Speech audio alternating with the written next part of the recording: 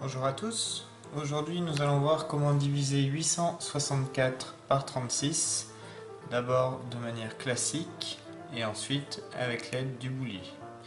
Donc dans un premier temps, je vais commencer par écrire ma table de 36.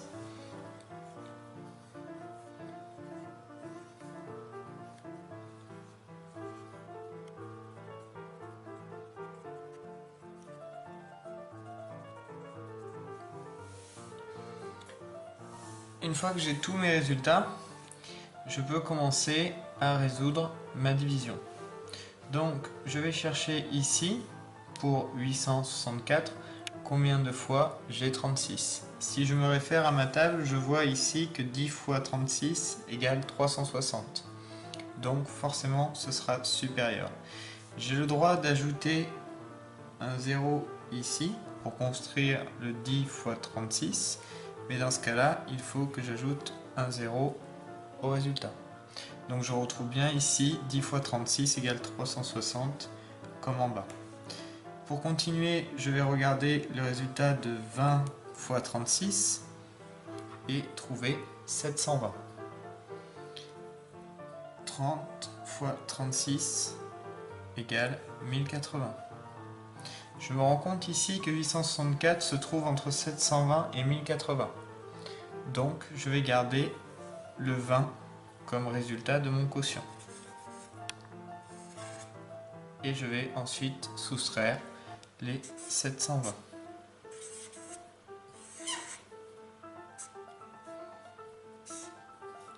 Je me rends compte ici que je trouve comme résultat de ma soustraction 144. Et donc du coup, l'étape suivante va être de trouver combien de fois je trouve 36 dans 144. Si je reprends ma table ici, je trouve que 144 apparaît pour le résultat de 4 fois 36. Donc automatiquement, je vais trouver qu'ici, je vais avoir 4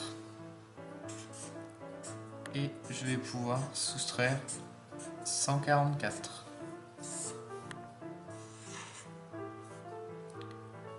144 moins lui-même est bien égal à 0.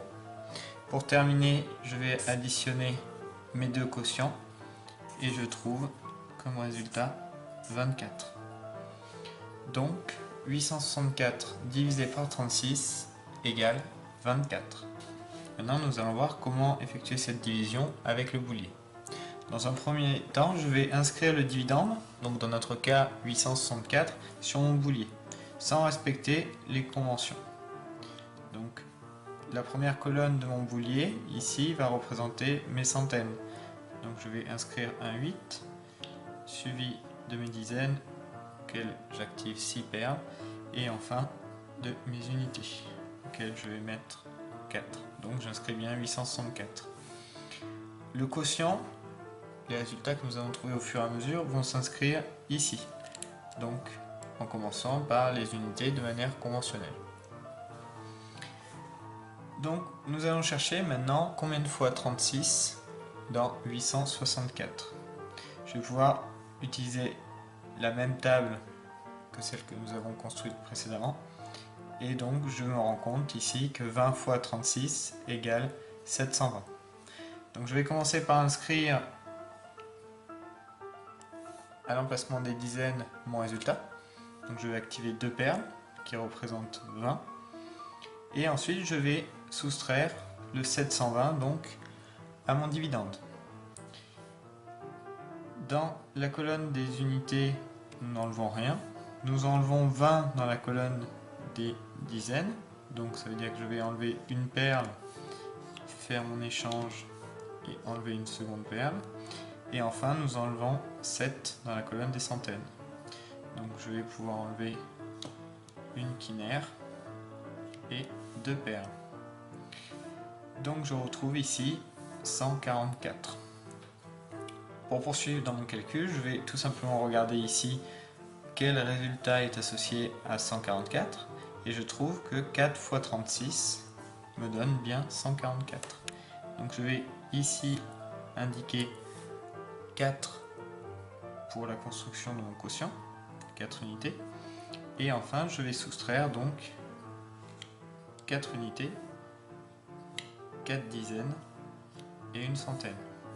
Je vois bien ici que mon reste est 0. Je me rends compte que on retrouve bien 24 au quotient.